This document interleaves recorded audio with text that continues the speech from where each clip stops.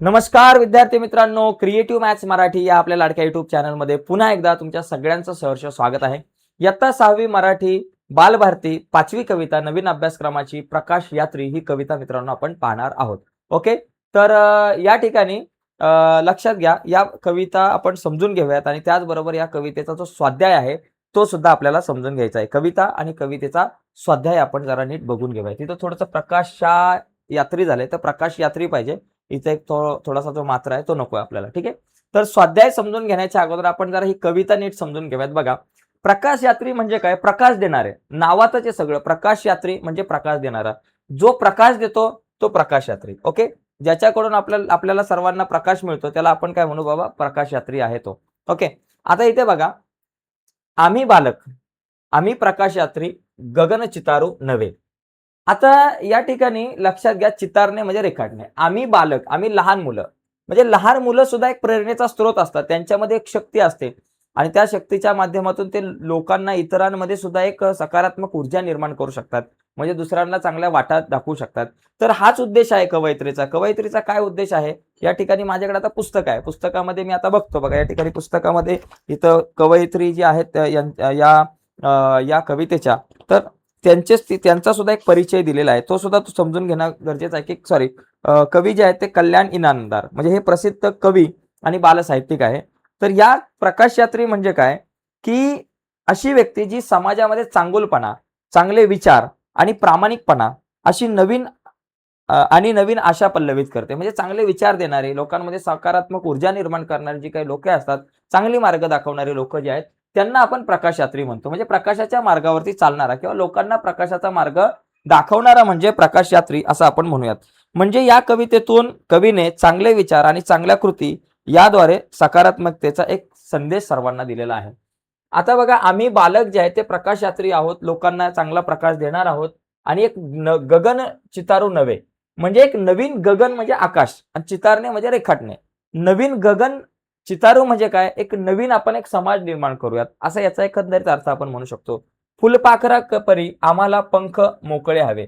फुलपाखरा परी पंख मोकळे हवे म्हणजे काय? आम्हाला स्वातंत्र्य हवं. जसं फुलपाखरांना एक स्वातंत्र्य आहे या झाडावरून त्या झाडावर उडण्याचं, तसंच आम्हाला स्वातंत्र्य हवं आहे. आम्हाला शिकण्याचं स्वातंत्र्य हवं आहे. आम्हाला आमचे विचार मांडण्याचं स्वातंत्र्य हवं आहे. कळ्या कळ्यांचे गेंद होऊनी हसता हसता झुलू. कळ्या कळ्यांचे गेंद, गेंद म्हणजे बाबा फुले, फुलांचा गुच्छ, म्हणजे कळ्या ज्या आहेत, छोट्या छोट्या कळ्यांमधून आता आम्हाला फुलात रूपांतर व्हायचंय. म्हणजे छोट्या कळ्या असतील, जसं छोट्या कळीचं रूपांतर फुलात होतं, तसंच आता आम्हाला काय करायचं आहे? छोट्या छोट्या ज्या कळ्या आहेत त्या कळ्यांचं आता आम्हाला फुलांमध्ये रूपांतर करायचं. म्हणजे कळ्यांची आता आम्हाला फुलं व्हायची, म्हणजे आमचा विकास अतिशय चांगला झाला पाहिजे. फुलंच नाही तर फुलांचे गुच्छ झालं पाहिजे. म्हणजे इतका चांगल्या प्रकारे आमचा विकास झाला पाहिजे हसता हसता. रंग वेगळे तरीही एका फांदीवरती फुलू, धरेस सांगू आकाशाचे नाते हळवे हळवे. म्हणजे रंग वेगळे तरी एका फांदीवरती फुलू, म्हणजे आम्ही सगळेजण, सगळ्यांचे रंग वेगळे म्हणजे काय? वेगळ्या जातीचे, पातीचे, धर्माचे, विचारांचे लोक जरी असलो तरी आम्ही सगळेजण एकत्र येऊन एकाच फांदीवरती एकत्र येऊन झुलू, एकाच फांदीवरती एकत्र येऊन फुलू. म्हणजे आता समतेचा विचार या ठिकाणी मांडलेला आहे. म्हणजे वेगवेगळं नाही राहायचं, आम्हाला सगळ्यांना एकत्रच एका ठिकाणी यायचं, एका फांदीवरती यायचंय. म्हणजे काय? आम्हाला एकत्र येऊन स्वतःचा विकास करायचा आहे आणि आमच्या सगळ्यांचा विकास आम्हाला करायचा आहे, असं इथे म्हणणं यांचं सांगू शकतो. धरेस सांगू आकाशाचे नाते हळवे हळवे. धरेस म्हणजे काय बाबा? धरा म्हणजे पृथ्वी. या पृथ्वीला आकाशाचं नातं आम्ही सांगू. अंधारातून नेऊ अवघी वाट प्रकाशाकडे, म्हणजे अंधारामधून जो मार्ग आहे त्या अंधारामधून आम्ही प्रकाशाकडे जाण्याचा प्रयत्न करू. स्वतः तर प्रकाशाकडे जाऊ, पण इतरांना सुद्धा प्रकाशाकडे नेऊ. म्हणजे अंधारामधून प्रकाशाकडे जाणारी एक वाट आम्हाला निर्माण करायची आहे. ती वाट आम्ही निर्माण करणार आहोत, जी वाट आम्हाला अंधारामधून प्रकाशाकडे नेणार आहे आणि आमच्या सोबत इतर सर्वांना सुद्धा आम्ही घेऊन जाऊ. ताट उभारू आम्ही आमच्या पायावरती खडे, आणि आम्हाला आमच्या स्वतःच्या पायावर उभं राहायचं आहे. ताट उभं राहायचंय. पायावर उभं राहणे म्हणजे स्वतःचा विकास करणं, स्वतः काहीतरी कर्तृत्व गाजवायचं आहे. आम्हाला स्वतःच्या पायावर उभं राहायचंय. तेजोमय होतील उद्याला लुकलुकणारे दिवे, म्हणजे आम्ही जे आहोत आज आमच्याकडे आम्ही लुकलुकणारे दिवे आहोत, परंतु भविष्यामध्ये एक तेजोमय होऊ. म्हणजे आमच्याकडे पण एक आमचा स्वतःचा चांगला प्रकाश असेल आणि त्या प्रकाशाचा तो प्रकाश जो आहे त्या प्रकाशामध्ये इतर लोक सुद्धा त्यांच्या वाटा शोधतील. हात हाताशी घेऊन घडवू इतिहासाची पाने. हात हाताशी घेऊन घडवू म्हणजे काय? आम्ही सगळेजण एकत्र येऊ एकत्र येऊन एक इतिहास घडू, असं त्यांचं मत आहे. एकत्र येऊन इतिहास घडू, चांगलं काहीतरी निर्माण करू. स्वर उंचावू गाऊ इथल्या मातीचे गाणे, घुमवू नारा घुमवू वारा सर्व बांधवांसवे. म्हणजे स्वर उंचावू गाऊ इथल्या मातीचे गाणे, म्हणजे आपल्या भारत मातेचे किंवा इथल्याच मातीचं गाणं आम्हाला गायचं आहे. आणि ते गाणं गाता गाता सर्व बांधवांसोबत आम्हाला ते गाणं गायचं आहे. म्हणजे एकंदरीत मी थोडक्यामध्ये या कवितेचा परिचय तुम्हाला दिलेला आहे. आपल्याला स्वाध्याय बघायचा आहे. आपण थोडक्यात मी तुम्हाला एक परिचय आपण करून दिला कवितेचा. आता आपण थोडं पुढे जाऊयात, प्रश्नांची उत्तरं बघूयात. कवितेत खालील अर्थाच्या ओळी. फुलपाखरासारखे स्वातंत्र्य हवं, या अर्थाची ओळ कुठली बाबा? फुलपाखरांसारखं स्वातंत्र्य हवं म्हणजे या अर्थाची ओळ बघा, तुम्हाला इथं दिसते. फुलपाखरा परी आम्हाला पंख मोकळे हवे. झालं, एवढी ओळ लिहिली, विषय संपला. पुढचं, आम्ही स्वावलंबाने ताठ उभे राहू, या अर्थाची ओळ कुठली बाबा? ही, ताठ उभारू आम्ही आमच्या पायावरती खडे. म्हणजे तुम्हाला या अर्थाच्या ओळी लिहायच्या आहेत. एकमेकांच्या सोबतीने नवा इतिहास घडवू, म्हणजे हात हाताशी घेऊन घडवू इतिहासाची पाने. म्हणजे या अर्थाची तुम्हाला या ठिकाणी ओळी तुम्हाला या अर्थाच्या तुम्हाला कवितेतल्या शोधून लिहायच्या होत्या, दिलेल्या अर्थाच्या. अशा प्रकारे हा पहिला जो प्रश्न आहे त्याची ही 3 उत्तरं. आता आपण पुढच्या प्रश्नाकडे वळूयात. पुढचा प्रश्न बघा काय आहे. पुढच्या प्रश्नात काय दिलंय की कवितेतील खालील ओळींचा अर्थ लिहा. म्हणजे बालक आम्ही प्रकाशयात्री गगन चितारू नव्हे.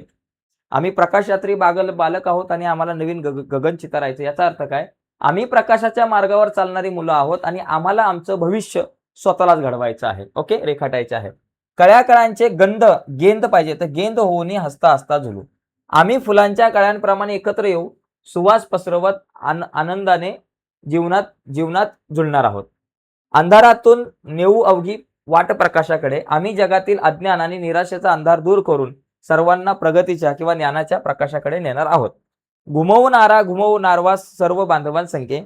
आम्ही सर्व भावंडांच्या सोबतीने एकजुटीने प्रेमाचा आणि एकतेचा संदेश वाऱ्यासारखा सर्वत्र पसरवू.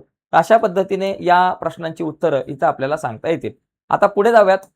पुढे बघा, कवितेची कृती बघा, इथं कृती लिहायचे कवितेच्या आधारे. कवीचे नाव कल्याण इनामदार, कवितेचे नाव प्रकाश यात्री, कवितेचा विषय मुलांमधील सकारात्मकता, नवा उत्साह आणि काहीतरी करून दाखवण्याची जिद्द, असा एक या ठिकाणी कवितेचा विषय दिलेला आहे.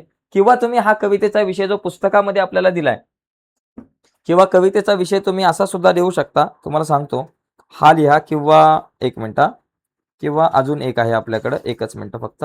हा एक अजून तो बघा, अजून तुम्ही काय लिहू शकता या सोबत, की बाबा चांगले विचार आणि चांगल्या कृती याद्वारे सकारात्मकतेचा संदेश देणं. बरोबर, सकारात्मकतेचा संदेश देणं असं लिहिलं तरी चालेल. हा सॉरी, कवितेचा विषय आणि संदेश दिलेला आहे बघा. सर्वांना सकारात्मकतेचा संदेश इथं दिलेला आहे. कवितेचा विषय मुलांमधील सकारात्मकता, नवा उत्साह आणि काहीतरी करून दाखवण्याची जिद्द. शब्दांचे अर्थ स्वर, आवाज, धरा, पृथ्वी, बांधव, भाऊ, तेजोमय, प्रकाशमय. पुस्तकामध्ये आहे प्रश्न आणि त्या शब्दांचे अर्थ दिलेत. आणि कवितेतून मिळणारा जो काही संदेश आहे तो सुद्धा तुम्हाला इथं दिसतोय. तर याचा सुद्धा तुम्ही स्क्रीनशॉट घेऊ शकता. चला आता पुढे बघा, या ठिकाणी एवढंच आहे आणि एक शेवटचा प्रश्न आपला असेल, तो म्हणजे कुठला? कवितेतील यमक जुळणारे शब्द.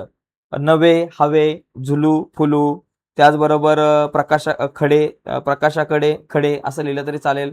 आणि त्याच्यानंतर पाने आणि गाणे. ओके, चला पुढे. ह्या काही घोषवाक्य तुम्ही या ठिकाणी बघा, इथे काही घोषवाक्य दिलेली आहेत.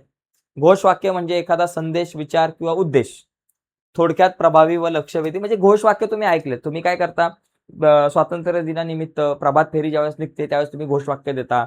झाडे लावा झाडे जगवा अशी पण घोषवाक्य तुम्ही वृक्षारोपणाच्या कार्यक्रमामध्ये देता.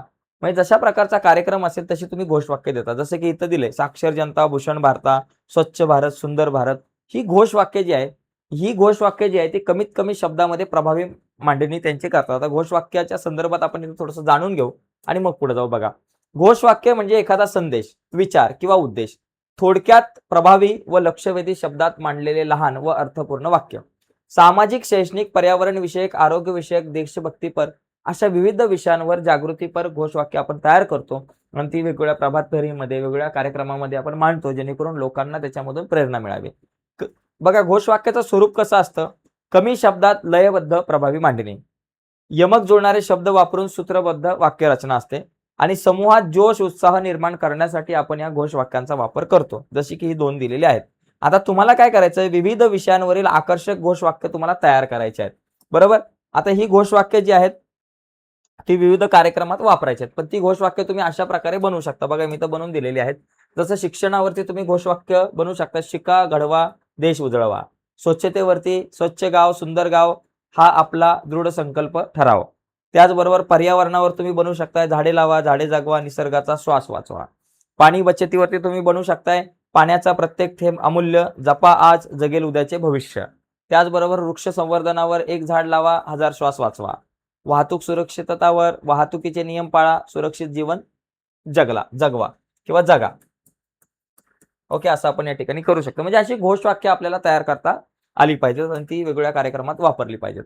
तर अशा पद्धतीने मित्रांनो आपण या कवितेवरती आज चर्चा केली. या कवितेचा स्वाध्याय बघितलेला आहे. तर पुढच्या व्हिडिओमध्ये आपण पुढचे जे काही धडा असेल, पुढचा जो काही पाठ आहे त्याचा आपण स्वाध्याय बघूयात आणि तो समजून पण घेऊयात. तर आजच्या चर्चेत इथेच थांबूयात. नक्कीच तुम्हाला व्हिडिओ आवडली असेल तर व्हिडिओला लाईक करा. नवीन असाल तुम्ही आपल्या YouTube चॅनलवर आणि अजूनपर्यंत आपला चॅनल सबस्क्राईब नसेल केला तर आत्ताच आपला चॅनल सबस्क्राईब करा आणि त्या बाजूला असलेलं बेलचं बटन दाबा, जेणेकरून आम्ही अपलोड केलेल्या प्रत्येक नवीन व्हिडिओची नोटिफिकेशन तुमच्यापर्यंत पोहोचेल. बाय मित्रांनो, धन्यवाद सर्वांना.